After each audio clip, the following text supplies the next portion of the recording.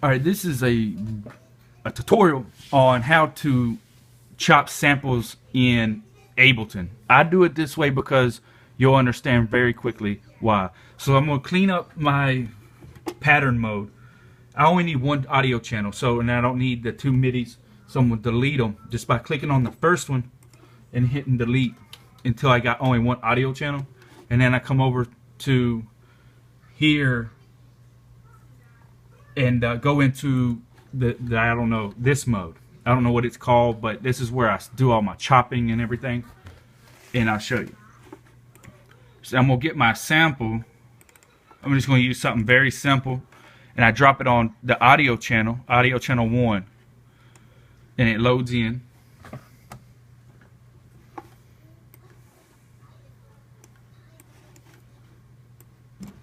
Alright. So if I want to take a couple pieces of this sample out of it, this is how you do it. You listen to it. So, alright, so I want to get these pianos, but I want to also zoom in. So right above your bar line, you'll have like an hourglass. So it'd be like right that. It's not zooming, but you'll understand, and you just click and then drag, and it'll drag it out. So you can, it's a zoom in. All right, so all right, so I haven't warped this sample. That's what it is called, is warping in Ableton. I haven't warped this, and I don't want to warp it until I get my pieces. So we're going to come over to like 5.5, or zoom in, get like 5 and 5.1. You just click on the center of the waveform, and you'll get this little orange cursor that sticks. All right, and then you can go up to edit and then split. And remember your hotkey. Mine, I'm on a Mac, is this command, no, not command, but the Apple button and E.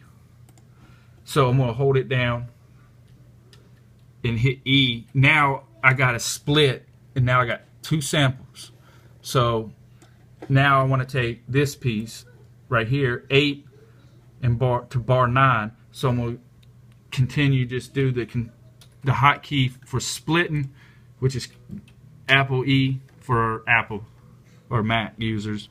And then if you don't want this piece, you just click on the name of the sample and hit delete, and it removes it. Now you've got 3 pieces, and so on until you get all your parts that you want to sample. So we're just going to make a quick tutorial, and we're going to use just this sample, this piece of the sample, a 4-bar loop, and you just double click on the name of the sample, and it'll come up in the bottom of the wave down here.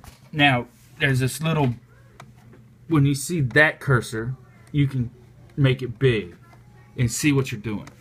So all these yellow boxes it's warp boxes that Ableton sets on the sample. So Ableton has already said, we're going to help you, blah blah blah. We don't want Ableton's help. We want to manually do this ourselves. So we're going to zoom in. So on the box for the bar count, you're going to, because you see this is our piece that we're working on. Up from right here, this is what it looks like. All this is grayed out because we deleted all that because we only want to work with that one piece. So we need to zoom into it. So in the bar box right here, the bar right there, it says 1, 5, 9, 13, and so on by 4s. We want to zoom in until we can see that sample.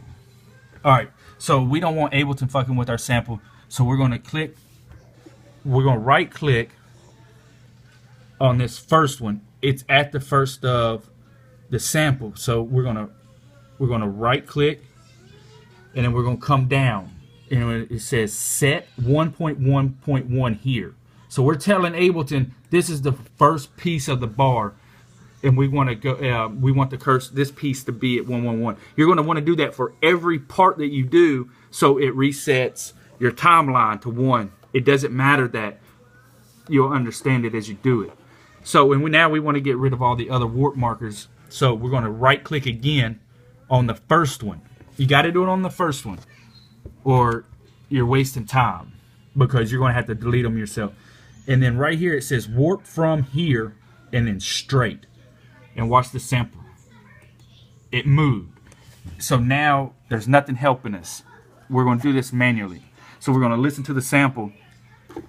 But first, I forgot, you'll see this little box right here. You want to get that in a 4-bar loop or whatever size of sample loop or what you want to chop up. And then up here is another box. It tells you this shit. And this is where it's part of the transport. And you want to do the little box with the arrow. That's the loop that turns on the loop. All right, so back to the sample. Now we're going to listen to it, and we're going to find where the third bar will start, which I can already see it, but we're going to listen for it.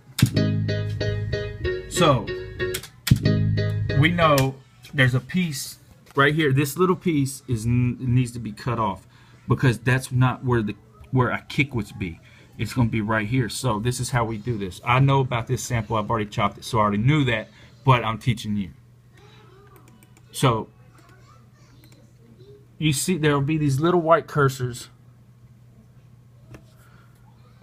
and you've seen the little box flip up. So if you hold that, like just hover on it, it'll come up. It's a warp marker, but it's not active. You can't use it yet. But we need to fix our sample, so we're going to go to the very beginning of the sample.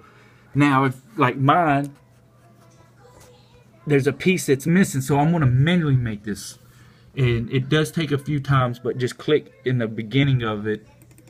Boom, and I actually got it.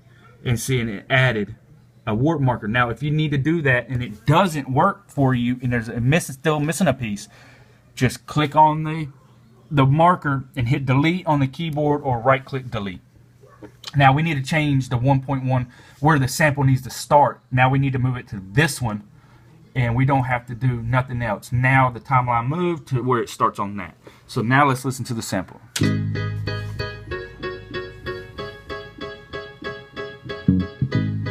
All right, cool. It's right here. Or right here, sorry. I'm looking at the cursor. But anyways, it's right here. So now we need to set the BPM. And this is how you do it first. Now that you're at the beginning of your sample, we set the BPM. Alright, this is the little box in the bottom. It says suggested BPM is 95.77. In math, at 5, or above anything above 0.5, you round up. So we're going to make this 96 BPM. In this box, all you do is click on it once and type in the 96 for my sample. Your sample is going to be different, and hit enter. Now it has changed.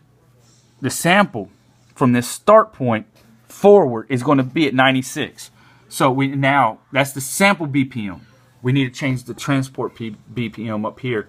Do the same thing. Just click and type in whatever your BPM is. For mine, it's 96, and hit enter. Now the transport's going to play at 96, and so is the sample, because this BPM, we're in sample edit mode, so it's going to control it. Now we listen for the sample, where we need to come in and count our bars out. So our bar starts here. Double click on it, and then drag. It's just stretching the sample to where it needs to be. So right here's my next one, and I'm going to do the same thing. I'm going to slide it over. We're putting the sample on time. That's all we're doing. You need to do this for every part, or you're going to have problems in the long run. So we got our 4 bars, and I'll show you. We can do some more stuff. It ain't exact on time, but we're going to put it on time. And I highly suggest, if you're working with soul samples, anything, this is a piano sample. It needs to be perfect. But on my soul sample, anything with a kick, I chop on kicks and snares.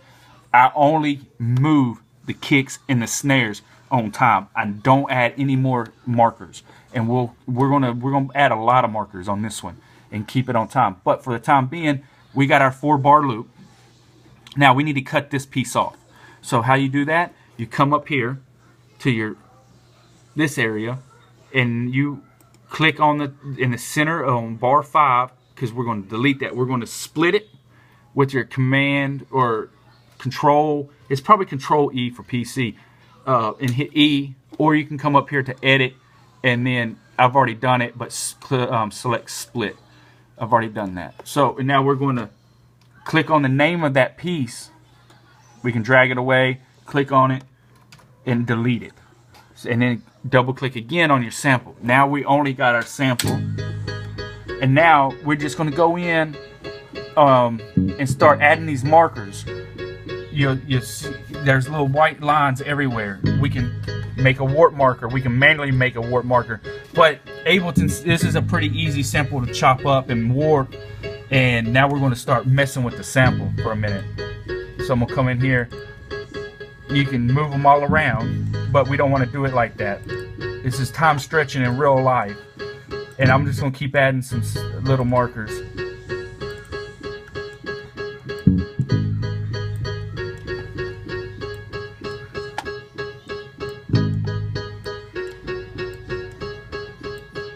Alright, so now I got one on 4 pieces, and we can go in here and do more now. I already know about this sample. We're going to take this one. Sorry. We're going to take this little piece and we're going to mess with it. Let's drag in more so we can see more. Let's just put it like right here for a second. See what it does. And this is time stretching. Now we're only messing with these 2 pieces. Yeah, I like that. I like that a lot. So let's go up to the other side on 2 and do the same thing, but this time let's take it backwards. Let me find it. It's right here. There's this piece. Let's go in. Instead this time, let's take it forward so it sounds different by 1. Alright, so let's turn this up. Let's see what we got.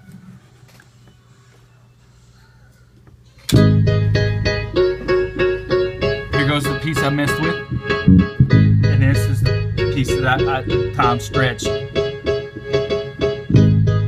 That's cool. It kind of freaks the sample a little bit. Yeah. Alright. We're gonna fuck with it. Alright, so now we're gonna chop this thing out. And this is where you need to pay attention and understand. We're done messing with the warping. And you can go in here and get real crazy with it as much as you want, and it'll allow you to. So we got a 4-bar loop. We got 16 pads. If you want to take this one sample, you'd already know what to do. You're going to need quarter notes. So this is how you export this. You grab your loop and you drag it down. It's to a quarter note. 1, 2, 3, 4, and so on. So now it looks like this. You come up to the top, hit File, and then File, and then Export Audio. So me personally, I don't allow anything to ever mess with my chops except for my MPC or the MPC software. So I turn everything off. Right here is audio type. You want to make it a wave. 44 cool. Bit rate 16 is cool. And then you don't want to create an analyze file. Turn that off. I ain't going to normalize it. I ain't going to convert it to mono. We're just going to export it right here on the export. Make you a folder and name this piece. Alright, so if I was working with more than one part, I would name this P1-1 and then hit save, and then come back. I'm not chopping this out. And then hit save, and then come over here in the middle of your loop, and then grab it and drag it over, and then keep doing the process. This is the part that I do dread, but at the end of the day, when you take it into whatever, however you make your beats or whatnot, your chops are going to be perfect at 96 BPMs, and they'll never change. And when you export it, it's going to be the same. So whenever I export this, that part where I time time stretch to make it right here to sound like that. It's gonna do it on your export also, and then you just load in your chops and put them on your pads, and that's how I chop. That's the smartest way, because the way you can time stretch that that one piece of the sample, you can come in here and add markers. All right, so let's do this. So where we move this right here, we can come in here and start adding more markers and putting it on time. So I just messed with this. I'm gonna listen to what I messed with. All right, I don't like that. It kind of sounded funny, so I'm gonna delete that marker and let the audio stretch back to where it's supposed to be. And we're gonna take a listen right here. It is. Now it sounds good. So you can hear real time stretching on what piece you want to stretch. It's all up to you, your creativity, and get it done. Y'all have a good one. Hopefully you'll start chopping on Ableton, warp markers, warping, whatever. This is how it's supposed to be done. Now, if you want to go ahead, like I said, I don't process my samples through here. I just warp them and chop them and chop and chop it up and export it. But I do this. Down here it says transpose. You just click on it and you'll get these little arrows on the corners. So now you can start hitting your arrow on your keyboard. That's how I do it. Or you can right click and drag up and drag down. Or you can enter a value. I'm gonna enter value of 0, and I'm gonna play the sample and I'm gonna start pitching. But I'm gonna always, when I go to pitch it, I'm not going to pitch it until I get it in. I'm gonna take it away before I export, and I'm going to do it inside the MPC. So we're gonna play it and start moving the pitch.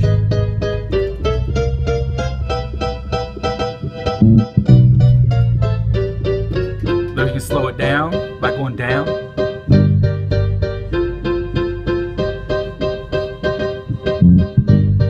But guess what?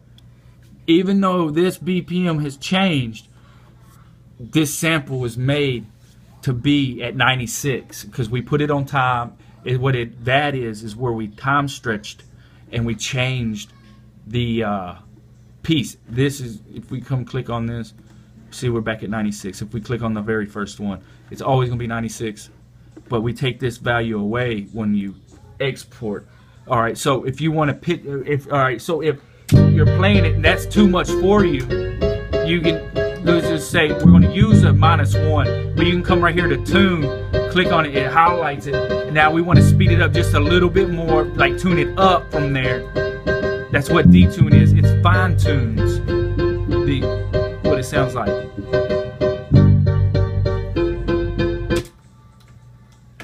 But that's just how it's done, man. It's just shit's the greatest. To me, there ain't nobody, not even a Kai. I don't know about machine. I don't fuck with that. It is what it is. This is how I would do it. It makes sense. My shit's always on time. Yeah, I mean,